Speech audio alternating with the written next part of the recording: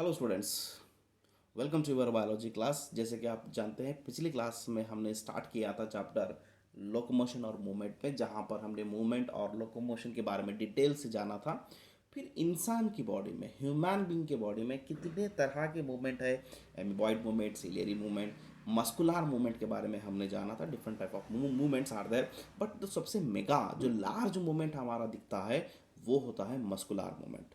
So let us today's class let us proceed the details structurally as well as functionally uh, view on the human muscular system। पहले हम human muscular system देखेंगे, फिर उस muscular में से generate हो रहा सो उस मस्कुलर में से निकल कर आ रहा सो मूवमेंट की ओर हम एक नज़र डालेंगे। तो चलिए बच्चों, ह्यूमन मस्कुलर सिस्टम, आज हम मसल्स के बारे में पढ़ने वाले हैं। मसल्स क्या है, हमारे मसल्स कैसे होते हैं। जैसे कि आपने स्लाइड्स में देख रहे हैं, व्यू में आपके स्क्रीन पे जो दिख रहा है, ह्यूमन का जो स्ट्रक्चर दिखाया गया है, मस्कुलर बॉडी है इंसान की। मसल्स जो होते हैं वो आपको दिख रहे हैं यहाँ पे, आप उनके बारे में ही पढ़ने जा रहे हैं। चलिए ना, see in this colour diagram also you can see. देखिए मसल्स कैसे होते हैं हमारे जिसम में। हर तरफ हड्डी यानी कि बोन और मसल्स ही है, और इन सब पे लपटे हुआ है स्किन। अंदर इसके वाइटल ऑर्गन्स होते हैं जैसे कि heart, kidney, liver, pancreas, like this. ठीक है, तो muscles is one of the major organ, major part of the body, right. It includes muscles which are सूडोडर्मल इन ओरिजिन। जो हमारे जो मसल्स होते हैं सूडोडर्मल ओरिजिन से बने हुए होते हैं, सूडोडर्मल लेयर से ही निकल कर आए हुए टिश्यूज होते हैं ये मसल्स।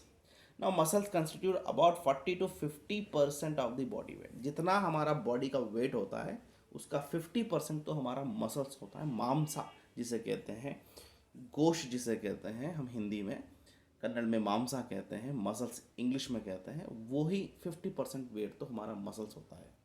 ना muscles have excitability, contractibility, extensibility and elasticity. हमारे मसल्स को हम बढ़ा सकते हैं, घटा सकते हैं, इनमें स्ट्रेच आ सकता है, इनमें थिकनेस आ सकती है। ठीक है, अब हम देखिए नॉर्मल इंसान में और एक जिम जो करते हैं, एक्सरसाइज रेगुलरली करते हैं, उनके मसल्स में, एक नॉर्मल इंसान के मसल्स में अपीरियंस में बहुत सारा फ़र्क होता है।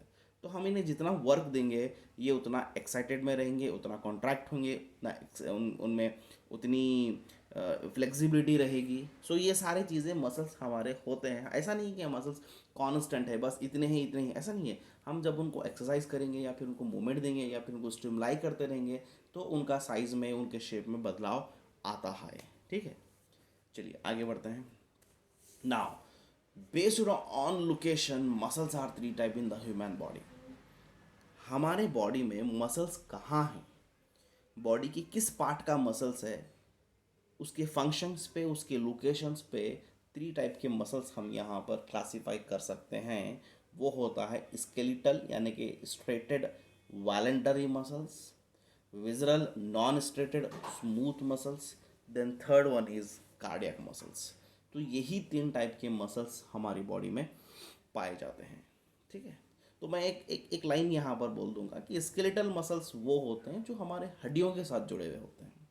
ठीक है, हमारे हड्डियों के साथ, बोन के साथ जुड़े हुए होते हैं, उनसे हम स्केलेटल मसल्स कहते हैं, और वो हमारा कहना मानते हैं।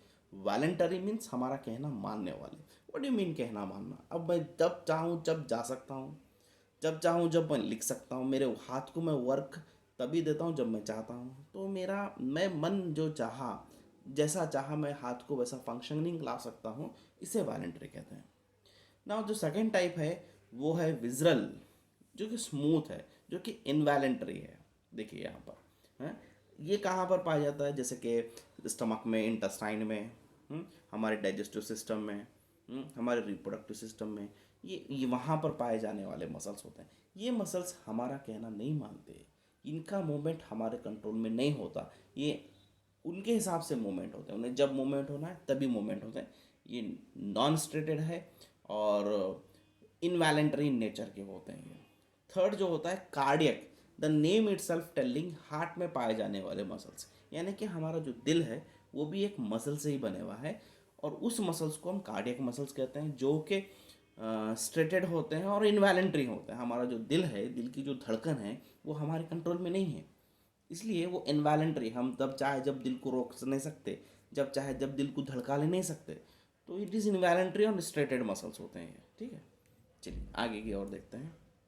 नाउ देखिए, जैसा कि मैंने आपको बोला था वही पॉइंट्स यहाँ पर दिख रहे हैं। स्केलेटल मसल्स वो होते हैं जो हमारे बोन के साथ, इस हाथ की हड्डियों में जुड़े हुए मसल्स स्केलेटल मसल्स होते हैं। अटैच टू द स्केलेटल यानी कि बोन्स, स्ट्रेटेड प्रेजेंट्स यानी कि उनमें एक लपट होती है, उसको स्ट्रेशन कहते हैं। वॉलेंटरी कहना मानते हैं ये। रिच ब्लड सप्लाई, इनमें ब्लड सप्लाई ज़्यादा होता है।